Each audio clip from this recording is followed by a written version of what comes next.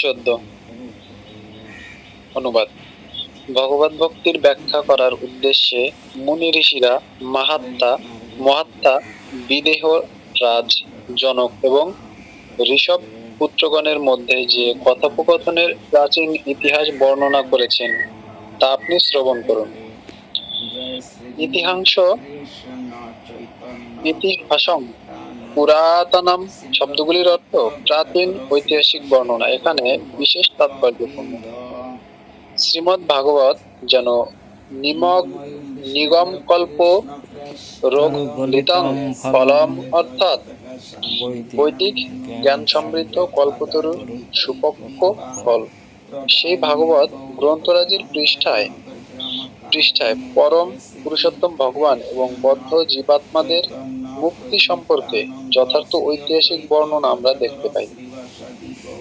এই সমস্ত পুরা কাহিনী কল্পনাশ্রিত গল্প কাহিনী কিংবা পৌরাণিক কথা নয়, বরং সেগুলি বর্তমান ক্ষীণজীবী যুগ শুরু হওয়ার আগে বহু বহু যুগে শ্রী ভগবান এবং তার ভক্তবৃন্দের সমস্ত অত্যাশ্চর্য কার্যকলাপ সংঘটিত হয়েছিল তা সবই বর্ণনা করেছে। যদিও জড় জাগতিক ভাবাপন্ন পণ্ডিতমন্য ব্যক্তিরা হতবুদ্ধির মতোই ভাগবতকে পৌরাণিক কীর্তি বা সাম্প্রতিক কালের সৃষ্টি বলে প্রতিপন্ন অপপ্রয়াস করে থাকে, কিন্তু বাস্তবিক ঘটছে শ্রীমদ্ ভাগবত শুধু এই বিশ্ব ব্রহ্মাণ্ডের সামগ্রিক তথ্য পরিবেশ সংক্রান্ত বর্ণনাই নয়, বরং এই শাস্ত্র সম্ভারের মধ্যে এই বিশ্ব ব্রহ্মাণ্ডেরও বহু দূরে জড়জাগতিক এবং চিন্ময় আকাশে বিস্তারিত ব্রহ্মাণ্ডের বর্ণনা হয়েছে। যদি কেউ গভীর মনোযোগ সহকারে শ্রীমদ্ ভাগবত অধ্যয়ন চর্চা করেন, তবে তিনি সর্বশ্রেষ্ঠ বিদ্বান বুদ্ধিমান মানুষ হয়ে ওঠে। শ্রী চৈতন্য মহাপ্রভু অভিলাষ সমস্ত ধর্মপ্রাণ মানুষ ভাগবত শ্রবণের মাধ্যমে অতি উচ্চশিক্ষিত হয়ে উঠুন এবং তারপরে শ্রী ভগবানের মাহাত্ম্য সমবৈজ্ঞানিক পন্থায় প্রচার করুন। এই সমস্ত ঐতিহাসিক বিবরণ যেমন নব যোগেন্দ্রগণ ও বিদেহরাজের আলোচনা পূর্ণ বিশ্বাস ও মনোনিবেশ সহকারে আমাদের শ্রবণ করা খুবই প্রয়োজন। এখন এই অধ্যায়ের 12 সংখ্যক শ্লোকটিতে যেভাবে বলা হয়েছে সেইভাবেই শুধুমাত্র শ্রীমদ্ ভাগবত শ্রবণের মাধ্যমে আমরা শ্রী ভগবান এবং তার শুদ্ধ ভক্তমণ্ডলীর মতো একই পারমার্থিক চিন্ময় মর্যাদা স্তরে উন্নীত হব। এটি ভাগবত বর্ণিত ইতিহাসের অসামান্য দক্ষতা, যার বিপরীত বস্তু হলো বর্তমান যুগের মূল্যহীন জাগতিক ইতিহাস বর্ণনা, যার দ্বারা শেষ পর্যন্ত কোনো উদ্দেশ্যই সাধিত হয় না। যদিও জড়জাগতিক ইতিহাসবিদগণ তাদের নিজেদের রচনা কীর্তির যৌক্তিকতা জাহির করে বলে থাকে যে ইতিহাস থেকেই আমরা শিক্ষা লাভ করি, কিন্তু বাস্তব ক্ষেত্রে আমরা দেখি যে পৃথিবীর অবস্থা এখন অতি দ্রুত অসহনীয় সংঘাত, সংঘর্ষ এবং বিভ্রাটের মধ্য দিয়ে অবনতির দিকে অধঃপতিত হয়ে চলছে। অথচ ইতিহাস তত্ত্ববিদ বলতে যাদের অভিহিত করা হয়ে থাকে তারা অসহায়ভাবে দাঁড়িয়ে রয়েছে, কিন্তু ভাগবতের ইতিহাস তত্ত্বে অভিজ্ঞজনেরা বিশ্বস্তভাবে তারা শ্রীমদ্ ভাগবত শ্রবণ করে থাকেন। তারা শান্তিপূর্ণ এবং আনন্দময় এক পৃথিবীর পুনরুত্থানের অনুকূলে যথার্থ এবং কার্যকারী পরামর্শ দিতে পারেন। অতএব ইতিহাসের চর্চা অনুশীলনের মাধ্যমে যারা তাদের বুদ্ধিবৃত্তি সম্পন্ন জীবনধারার বিকাশ সাধন করতে আগ্রহী, তাদের পক্ষে শ্রীমদ্ ভাগবতের ঐতিহাসিক বর্ণনা সম্ভার অনুশীলনের মাধ্যমে নিজেদের যথার্থ শিক্ষাপ্রাপ্ত করে তুলতে হবে। এভাবেই তাদের জীবনে বুদ্ধি এবং পারমার্থিক সার্থকতা আসবে। হরে কৃষ্ণ। এখানে ভগবত ভক্তির ব্যাখ্যা করার উদ্দেশ্যে মুনি ঋষিরা বিদেহরাজ জনক ঋষভ পুত্রগণের মধ্যে যে কথোপকথন প্রাচীন ইতিহাসে বর্ণনা করেছেন তা শ্রবণ করার কথা বলেছেন। এখানে ক্ষীণজীবী যুগ শুরু হওয়ার বহু আগে শ্রী ভগবান যে সমস্ত কার্যকলাপ সংগঠিত হয়েছিল সেই সবই বর্ণনা করেছে। হরে কৃষ্ণ প্রভু, আপনি একটু বুঝাই দিলে ভালো হয় আমার। ঠিক আছে, খুব সুন্দর পড়েছেন দীপ্তবাবুকে।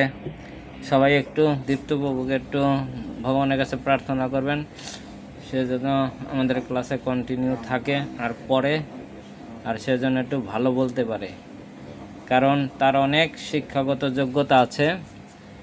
এখানেও সেই কথাই বলছে যে জড় শিক্ষা, আমাদের অনেকেরই শিক্ষাগত যোগ্যতা আছে। ভগবান বলছে খুব সুন্দর, তোমার যে জড় আছে সেটার জন্য কিন্তু আমি ক্ষোভ প্রকাশ করছি না যে এটা কেন করলা, আমারটা কেন করলা না। তা বলছে যে তোমার এই জড় শিক্ষাটায় তুমি জড় জগতের কি করেছো, ভাবমূর্তিটা সম্পূর্ণ বুঝেছো, জড় জগৎটা কি, আর জড় জগতের শিক্ষা অর্জনের মাধ্যমে কোনটা ক্ষণস্থায়ী আর কোনটা স্থায়ী, এগুলো সব সুন্দর জড় বাসনারগুলো সব সুন্দর মতো বুঝে গেছো যে এটার কোনো অস্তিত্ব নেই।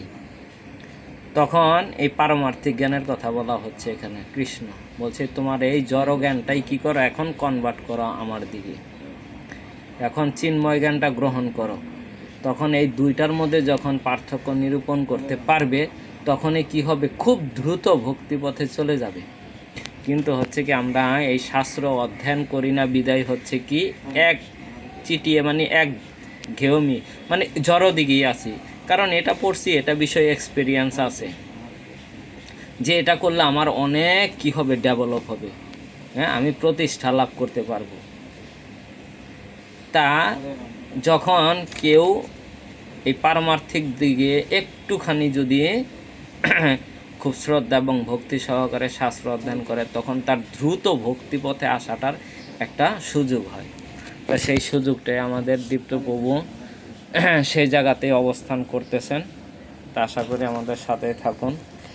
তো এখানে বলা হচ্ছে যে এই যে জড় জগতের যে আমাদের শিক্ষাগুলো, সে আমাদের জড় ভোগ বাসনার দিকে কি করতেছে, ধাবিত করছে। আর পারমার্থিকটা কি করতেছে, আমাদের কৃষ্ণ ভগবানের দিকে কি করতেছে, ধাবিত করতেছে। এখন এই ইতিহাস যেমন হচ্ছে আমাদেরও একটা ইতিহাস আছে জড়জাগতিক, যেটা আগের দিনের রাজারা, মোগলরা, এটা সেটা কত কিছু এরকম ইতিহাস আছে। সেটা পড়লে যেমন দেখবেন এক রকমের একটা আপনার উপলব্ধি আসবে। আর যদি আমরা এই জড় জগতে ভোগ বাসনার একটা সাবজেক্ট আছে মনে করেন, সেই সাবজেক্ট সম্বন্ধে আমরা কি করি, অধ্যয়ন করি, তখন এক রকমের কি আবহাওয়া বসবে। আবহাওয়া হচ্ছে কি আপনার ভাব হবে একরকম।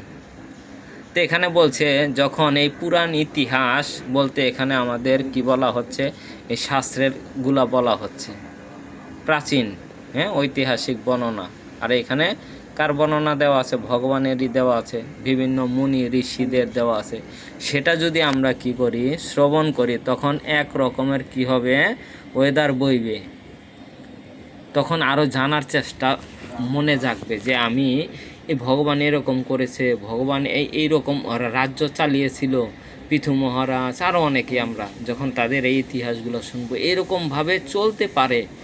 কারণ এখন বর্তমানে যেভাবে প্রতিটা দেশ পরিচালিত হচ্ছে একদম বিশ্রী। কিন্তু ভগবান আরও অন্য যুগে যে এই ব্রহ্মাণ্ডকে পরিচালনা করেছিলেন বিভিন্ন অবতার হয়ে এসে, সেই সব হিস্টোরিগুলো যদি আমরা শ্রবণ করি, তাহলে আমাদের কি হবে, মন প্রাণ, আমাদের কি ভিতর ক্যারেক্টার, আমাদের সব কিছুই কী হবে, শুদ্ধ হবে।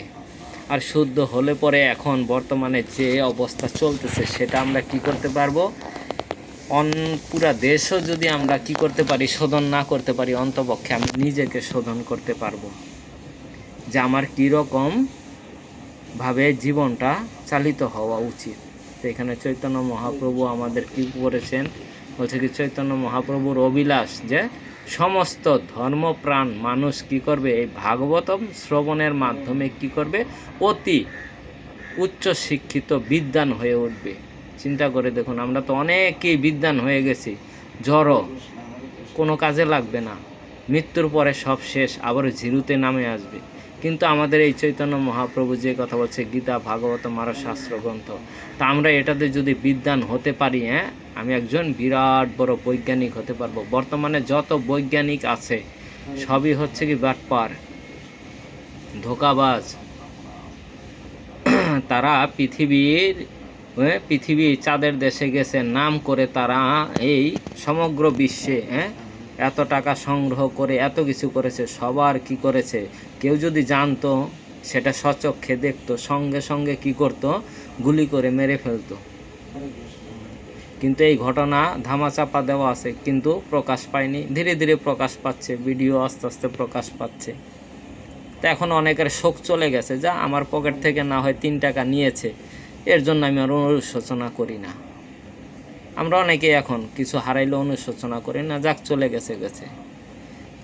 কিন্তু আমাদের সাথে যেরকম মানে এই বিকৃত ইতিহাস আমাদের উপরে চাপিয়ে দিয়ে, যেভাবে আমাদের মানে মন মানসিকতা, আমাদের ধর্ম, অন্য অন্য যেইগুলো আছে, এগুলা যেভাবে আমাদের ঠকিয়েছে বা প্রতারণা করেছে, সেগুলো আমরা এখন যদি আমরা এই গীতা ভাগবতম, হ্যাঁ, এই জিনিসগুলো আমরা শ্রবণ করি, তখন আমরা বুঝতে পারবো যে আমরা কত ঠকেছি আর কত আমরা কি করেছি, সময়টা নষ্ট করেছি।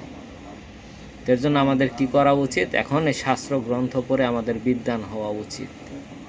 তো এখানে নবযোগেন্দ্রের কথা বলছে, বিদেহ রাজের আলোচনার কথা বলছে। তো আমরা এগুলো কি করব, মনোযোগ সহকারে যদি শ্রবণ করি, অবশ্যই আমাদের কি হবে, হ্যাঁ, এই পৃথিবীতে যত বড় বৈজ্ঞানিক আছে তার চেয়ে বড় বৈজ্ঞানিক আমরা হতে পারবো। এই পৃথিবীতে, হ্যাঁ, যত বড় বৈজ্ঞানিক আছে, প্রভুপাদের কাছে কিছু নয়। শিল প্রভুপাদ সবাইকে চ্যালেঞ্জ করেছে। তার সময়কালীন যত বৈজ্ঞানিক আছে, আসো, সবাইকে চ্যালেঞ্জ করেছে যে একটা প্লাস্টিকের বল দিব, তুমি এখানে একটা সন্তান উৎপাদন করে দেখাও। কেউ আসেনি। আমাদের প্রভুপাদ হচ্ছে বড় বৈজ্ঞানিক, তা আমরাও হতে পারি। প্রভুপাদ শাস্ত্রগ্রন্থ অধ্যয়ন করেছে,